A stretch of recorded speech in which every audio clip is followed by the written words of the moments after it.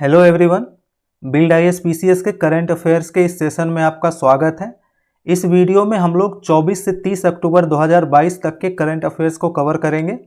और दोस्तों, इसमें हमने थोड़ा फॉर्मेट चेंज किया है। इसमें हम लोग टॉप 10 एमसीक्यू भी कवर करेंगे जो डिटेल्स में है, और साथ ही साथ वन लाइनर करंट अफेयर्स को भी कवर कर लेंगे। और दोस्तों, उम्मीद करता हूँ वीडियो पहले से ज़्यादा इंटरेस्टिंग और इन्फॉर्मेटिव होगा, इसीलिए वीडियो को अंत तक ज़रूर देखें और चैनल को सब्सक्राइब, वीडियो को लाइक एंड शेयर ज़रूर करें। So let's begin. भारत के किस द्वीप पर स्थित उसके दो नए समुद्र तटों मिनिकॉय ठुंडी तट और कदमत तट को वैश्विक स्तर पर मान्यता प्राप्त प्रतिष्ठित अंतर्राष्ट्रीय इको लेवल ब्लू फ्लैग प्रदान किया गया है? लक्षद्वीप को। चलिए अब इसको डिटेल्स में देखते हैं।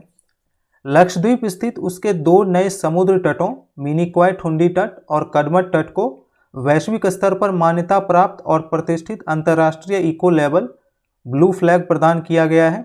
इसके साथ ही भारत में ब्लू फ्लैग प्रमाणन के तहत प्रमाणित समुद्र तटों की संख्या 12 हो गई है। ब्लू बीच में शामिल अन्य भारतीय समुद्र तटों के नाम देखते हैं।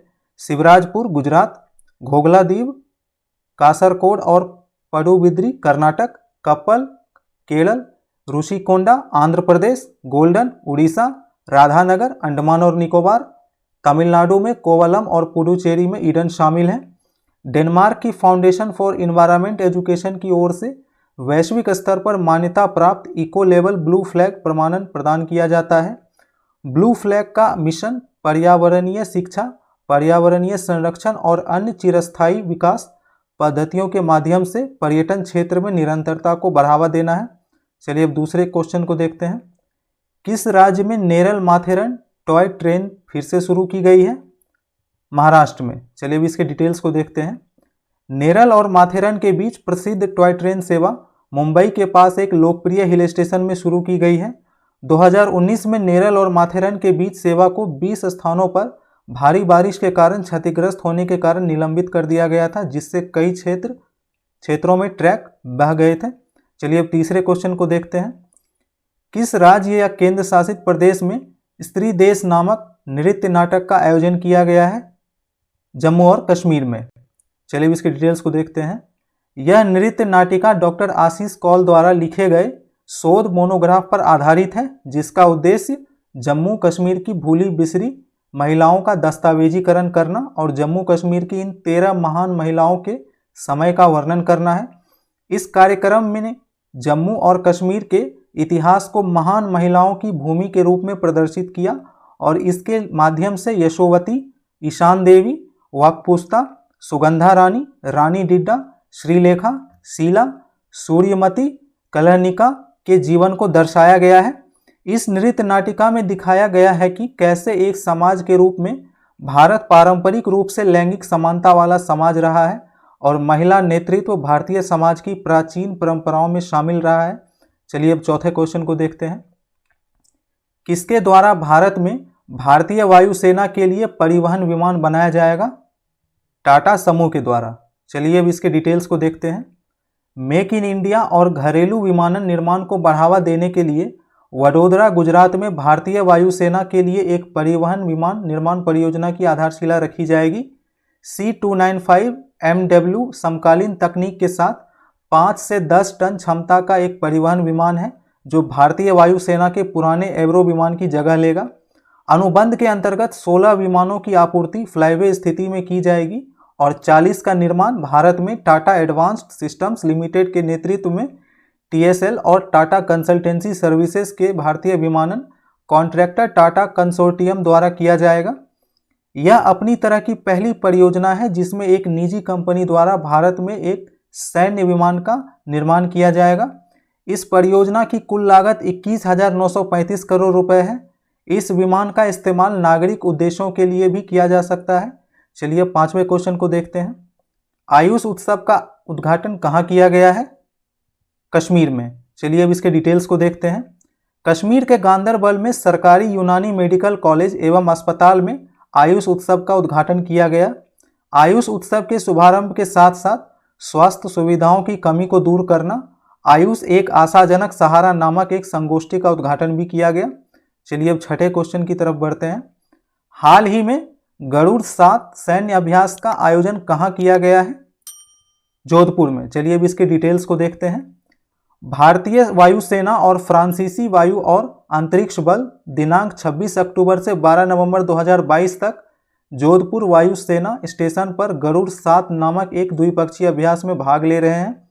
यह द्विपक्षीय अभ्यास का 7वां संस्करण है।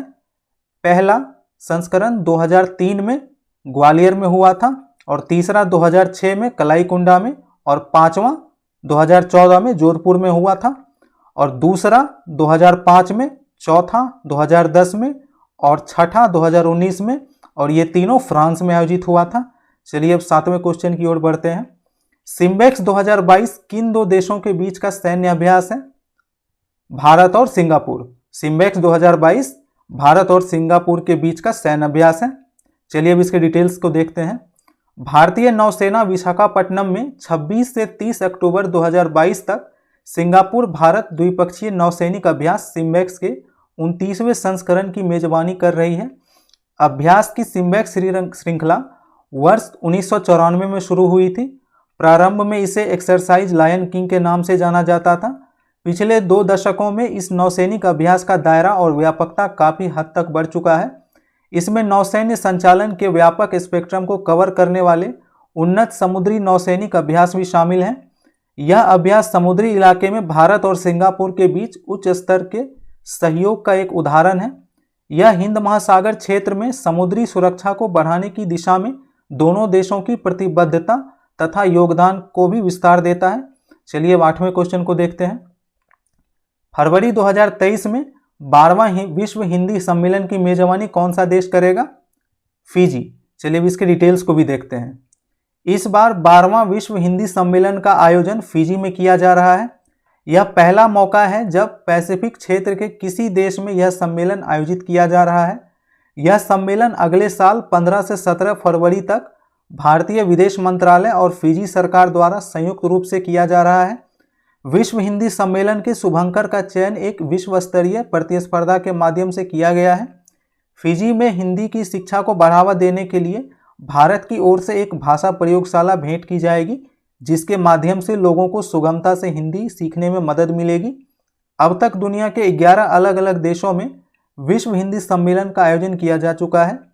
फिजी के साथ ही न्यूजीलैंड, सिंगापुर, मॉरिशस समेत कई देशों में हिंदी भाषा का बहुत ज़्यादा इस्तेमाल होता है। चलिए अब 9वें क्वेश्चन की तरफ बढ़ते हैं। किस राज्य ने जल जीवन मिशन के अंतर्गत 100% घरेलू जल कनेक्शन प्राप्त किया है? गुजरात। चलिए अब इसकी डिटेल्स को देखते हैं। जल जीवन मिशन का उद्देश्य जल को आंदोलन के रूप में विकसित करना है ताकि इसे लोगों की प्राथमिकता बनाई जा सके। यह मिशन जल शक्ति मंत्रालय के अंतर्गत आता है। वर्ष 2019 में लॉन्च किया गया यह मिशन वर्ष 2024 तक कार्यात्मक घरेलू नल कनेक्शन के माध्यम से प्रत्येक ग्रामीण परिवार को प्रति व्यक्ति प्रतिदिन 55 लीटर पानी की आपूर्ति की परिकल्पना करता है।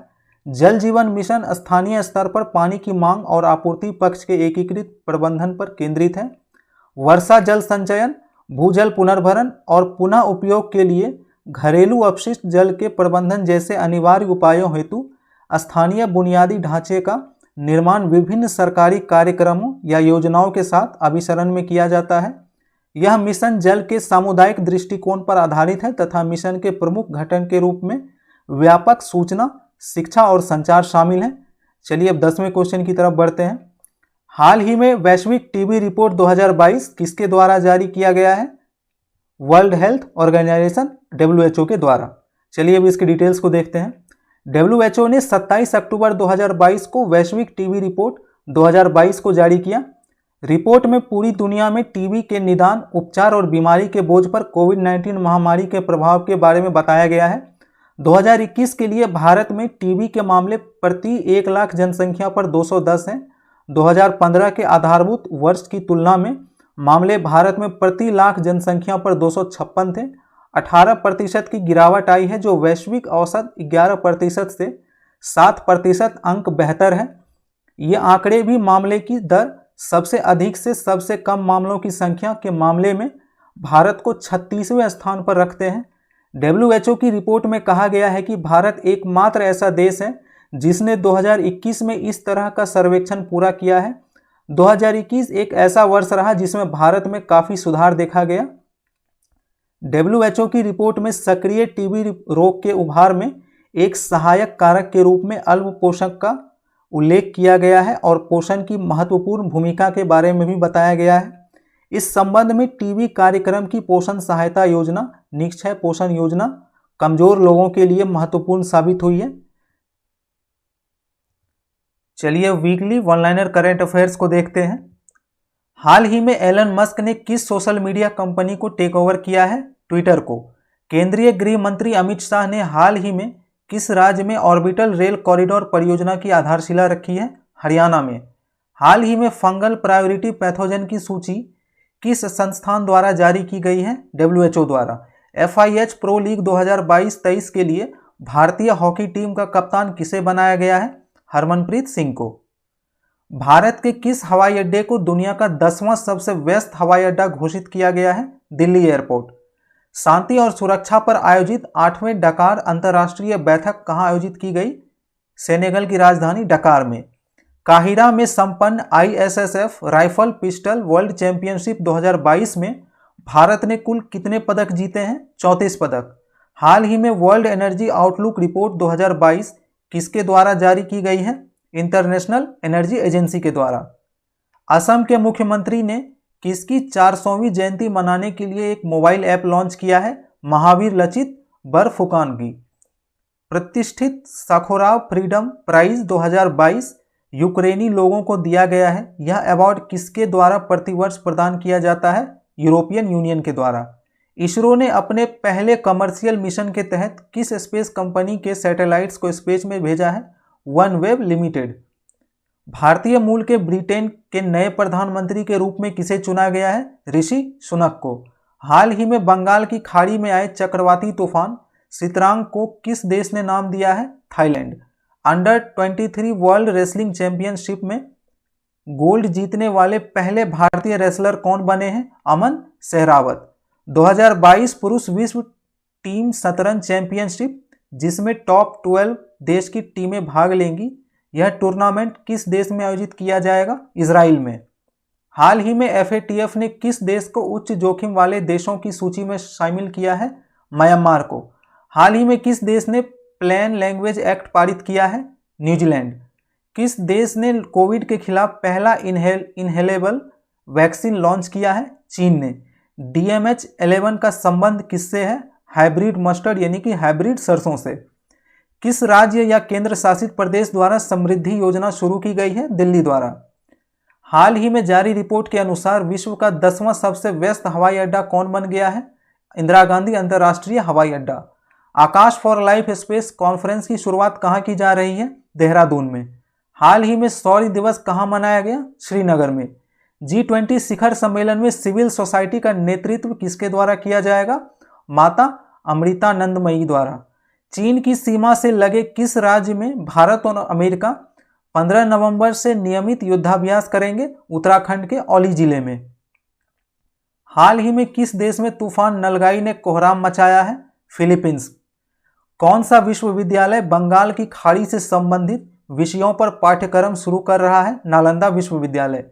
कनाडा में ब्रैम्पटन सिटी के नगर परिषद के रूप में निर्वाचित होने वाली पहली पगड़ी बांधने वाली सिख महिला कौन बनी है? नवजीत कौर बरार।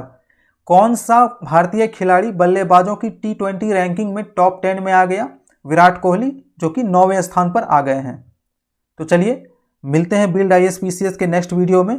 अगर आपको ये वीडियो अच्छा लगा तो प्लीज़ हमारे चैनल को सब्सक्राइब, वीडियो को लाइक एंड शेयर ज़रूर करें और अपना फीडबैक ज़रूर कमेंट करें, जिससे हम आपको और बेहतर कंटेंट प्रोवाइड कर सकें।